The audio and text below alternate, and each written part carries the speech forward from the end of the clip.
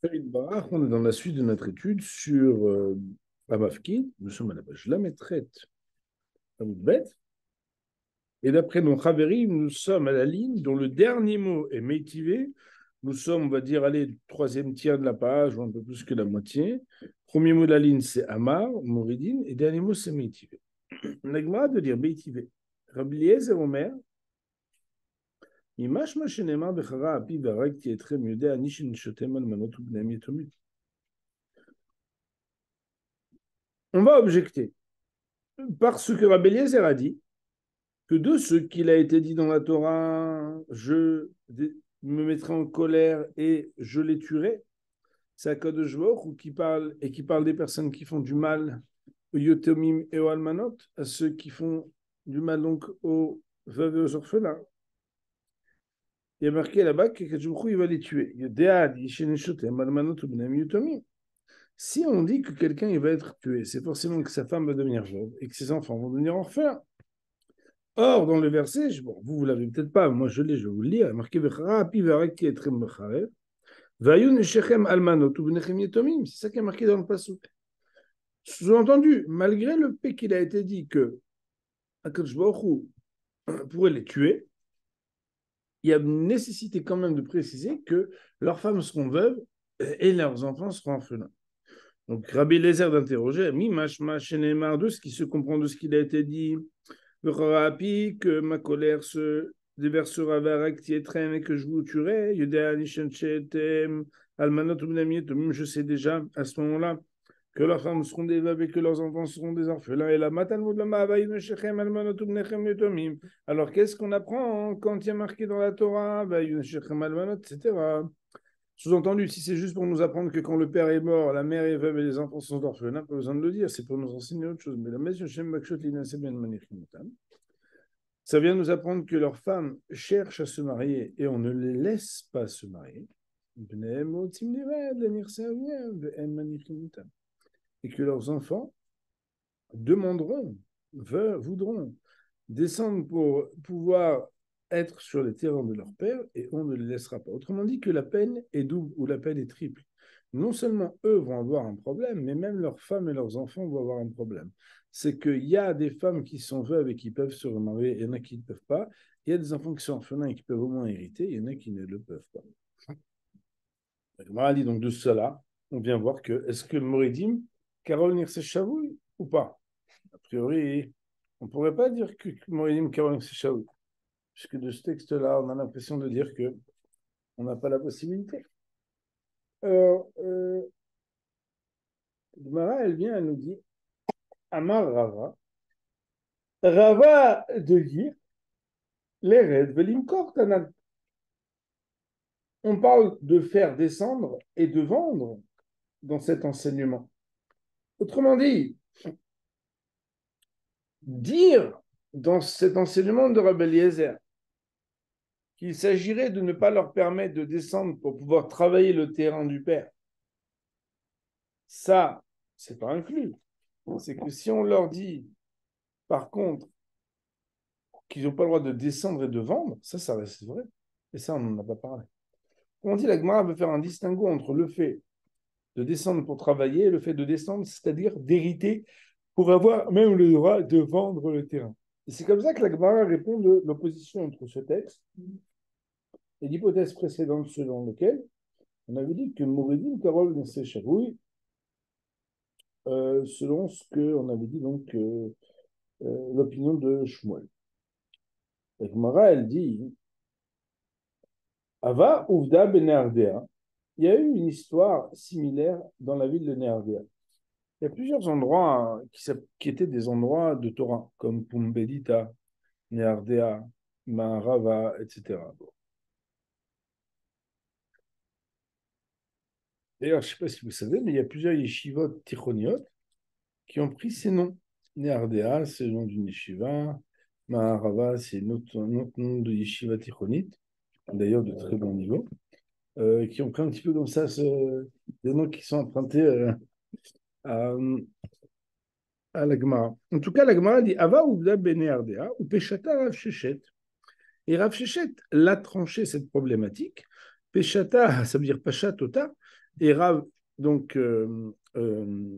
Shechet a tranché cette problématique, mais à Matnitin de cette Mishnah-ci. Autrement dit, ben voilà, on va dire, déterminé les choses en prenant un exemple. Alors, Rashi, il nous dit Peshata. Alors, on reprend juste Rashi juste avant. Rashi, les 3-4 lignes en dessous, hein, marqué Ava Ouda, vous le voyez? Ava Ouda Benerdea, il est en face du mot arrêt. Ok? Vous l'avez? Ava Ouda Benerdea Beshavui Shierad Yorsho Lenechasa, d'un captif dont l'héritier est descendu dans son champ, dans ses biens. Et Rav Shechet a tranché de cet adage, enfin de cette phrase, de ce texte qui a été cité en disant bah, El Mouridi, on n'a pas le droit. Autrement dit, il n'a pas vraiment accepté ce qui a été dit, euh, que c'était les Red Velimko. Marley Rav Amram lui a dit Dilma les Red Velimko, Tanan. Elle a dit, mais peut-être que là-bas, ce qu'on interdit, c'est uniquement de prendre possession au point de pouvoir vendre, mais qu'en vraie vérité, pour travailler la terre et recevoir comme un haris, oui, ce serait possible. La Gemara, elle dit, Amarle, Dilma, mi pumbedita at. Dis-moi, tu viendrais pas de Pumbedita, toi? Des Ma'alim pila bekufot de Mahta. Tu sais, tu viens d'un pays où les gens ils font rentrer un éléphant dans le chat d'une aiguille. Euh, alors, bon, en Bretagne, je ne peux pas entrer dans le sens profond, mais le sens littéral, c'est qu'il était en train de dire, tu dis n'importe quoi. Et la Gemara d'argumenter, Ve'adumia d'nshotem ubnehem ktane. Ma'atam klalo, afachanami klalo. Voilà que quand la Braïta de Rabbi Eliezer, elle nous a dit que s'il y avait juste marqué qu'ils les tuent, c'est que leurs femmes sont veuves et leurs enfants sont orphelins. Si par contre, on vient quand même ajouter, c'est pour nous ajouter quelque chose qu'on n'aurait pas imaginé. C'est quoi? C'est que leurs femmes demandent à se marier et elles ne se marient pas, et leurs enfants réclament un héritage pour pouvoir en disposer et ils n'en disposent pas. Elle dit, la Gemara, hein, je vais te démontrer que tu dis n'importe quoi. Parce que quand on dit que les femmes demandent à se marier, elles ne peuvent pas. Est-ce que c'est partiellement ou est-ce que c'est intégralement? C'est intégralement, on ne va pas se marier à moitié. Puisqu'on a mis Bechada Martha sur le même plan, l'embarras dans lequel se trouvent les femmes et l'embarras dans lequel se trouvent les enfants, c'est que de la même manière que les femmes se trouvent dans un embarras intégral, on n'a pas dit qu'elles ne peuvent pas se marier, mais elles peuvent rencontrer des hommes. Non, on comprend, en bouteille. Quand elles ne peuvent pas se marier, c'est qu'elles ne peuvent pas se marier du tout. Peut-être parce qu'il n'y a pas eu de guette et qu'il faut savoir, il n'y a pas d'édime qu'il est. Peu importe pourquoi. En tout cas, quand c'est interdit formellement. De la même manière, quand ils ne peuvent pas, les enfants, ils ne peuvent pas formellement. Donc, ça ne sert à rien de venir avec l'hypothèse de dire Dilma, l'Ered Velim Kortal. Moi, elle nous dit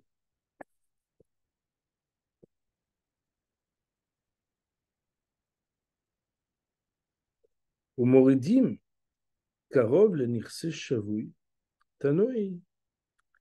Et le sujet, est-ce que oui ou non on fait descendre un Karov, le Nirse Shavui? C'est un sujet qui est énoncé comme une machloket Tanaïm.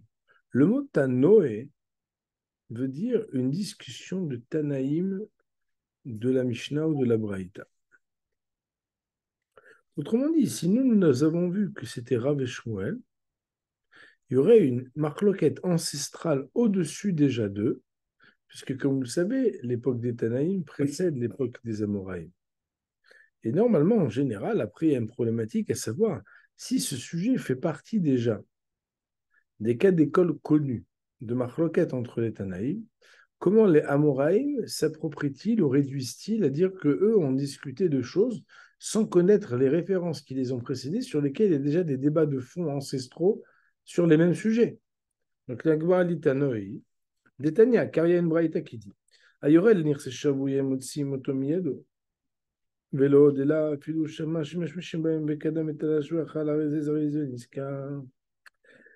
celui qui serait descendu pour s'occuper du terrain d'un captif. On ne lui sort pas de sa main, ça veut dire on le laisse là où il est. Et pas seulement ça, mais même s'il avait entendu que le captif était en train de faire des pas pour arriver, mais Mashmishi, même c'est vrai, ils sont en train d'arriver, Kadam Betalash Vachal, il a dit ah là là, vite, vite, vite, on entend qu'ils sont là dans une demi-heure. Ils font un festin extraordinaire. Arez Zaris Venisra, il aura été rapide et récompensé par sa rapidité. Sous-entendu, bah, pas de problème, mais il caradine et il a le droit de manger ce qu'il veut. Autrement dit, il a voulu manger des pérodes de cette année-là. Rachid dit, bah, lui, il a le droit, puisque de toute façon, il est là-bas, il s'en est occupé. Et la Gemara de ramener dans cette braïta Velo Enir Seshoui, c'est quoi les biens du Shavuot? De quoi on parle quand on parle des biens du Shavuot? Are Shaya Aviv Oachi Voechad Mine Morishim Alcholem Dinatayam. Voilà que le père ou le frère ou un des héritants, mais pas des héritiers, je ne sais pas comment on pourrait dire, de ceux qui vont faire hériter, qui seraient partis des Mdinatayam, dans une contrée lointaine. Le concept de Mdinatayam, ça veut dire loin. Le Shamou Baem Shemet. Et ils ont entendu les héritiers potentiels qu'il est mort. Alors, dans ce cas-là, ça s'appelle Shavui. La Gemara, maintenant, d'amener encore deux autres cas. Ayored, le Nirse, Netushim, celui qui descend dans les biens du Netushim. Netushim, on ne l'a pas encore défini, on va le définir tout à l'heure. Motsi, Notomi, Ado. Non seulement, normalement, il n'a pas le droit de le faire, mais en plus, s'il était descendu, on va lui dire, monsieur, vous n'avez pas le droit. Et de quoi on parle? Areshaya, Velo, Nirse, Netushim, c'est quoi les biens du Netushim?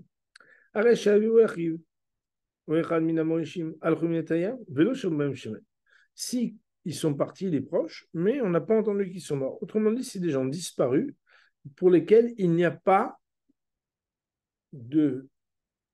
d'informations qui sont morts. Vamar, de dire à ce moment-là, où pour l'instant on a parlé de Shvuin et de Netushim, Shvuim étant ceux dont on a entendu qu'ils sont morts, et Netushim étant ceux qui sont partis sans qu'on entende qu'on est mort. J'ai entendu, sous-entendu, ma position est, selon ce que j'ai entendu, que les Netushim sont comme les Shvuim. Autrement dit, que même si on n'a pas entendu qu'ils sont morts, on peut quand même faire en sorte que s'ils sont déjà descendus, on les laisse, et que même si ils entendent que les captifs ou les disparus reviennent, alors ils peuvent même profiter jusqu'au dernier instant. Ayored le nirse retushim. La Braïta a amené maintenant le cas des retushim. Il y a shevuim, netushim, ortushim. C'est bon? Retushim, motsim, otom yado. Alors là, hein, on va les déposséder de ce qu'ils ont dû prendre. C'est quoi les retushim? Voilà que bah, il y a un des héritants possibles, voilà, on ne sait pas où il a été, mais on ne parle pas de Mtinataya, on ne parle pas qu'il est mort, on ne parle de rien du tout. Et à ce moment-là, bah voilà, l'autre il dit, bah écoute, on ne sait pas où ils sont, moi je vais rentrer, je vais m'occuper. La Gemara dit, c'est quoi la différence entre ceux-là qu'on les appelle Netushim et ceux-là qu'on appelle Retushim? La Gemara elle dit, on est à la page de la Metet Amoud Aleph, première ligne, Netushim de Baal Korcham. Netushim, c'est quand ils ont dû partir de chez eux malgré eux. Ça veut dire que quelque chose qui leur a imposé de partir. Marqué, et la septième année, il faudra lâcher la terre et l'abandonner. Ça veut dire quoi? Afka'ata des malka.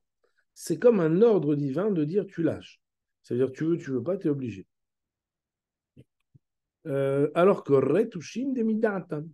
Retushim, c'est lorsque Chaz Shalom, c'est quelqu'un qui en parle, c'est volontairement. C'est quoi Chaz Shalom? Directive, Em albanim rutasha. Parce que c'est marqué dans le verset, Em abanim rutasha. Une mère sur ses enfants, rutasha, elle les aurait abandonnés. Bon, il faudrait voir le contexte de ce verset qui est dans le livre de Hoshea, il est marqué là-bas, Beyom Milchama, Em Albanim Rutasha. Un jour de guerre, la mère abandonne volontiers ses enfants. Je ne sais pas exactement ce que ça veut dire, mais peut-être c'est parce qu'elle les donne à quelqu'un pour qu'il soit sauvé, qu'elle est très contente de s'en séparer. Je ne sais pas exactement.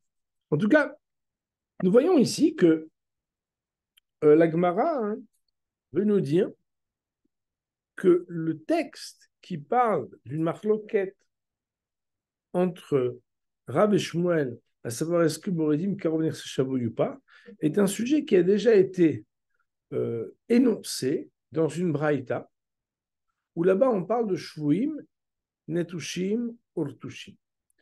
Écoutez, je vous propose déjà de reprendre cette partie-là avant que de continuer la suite.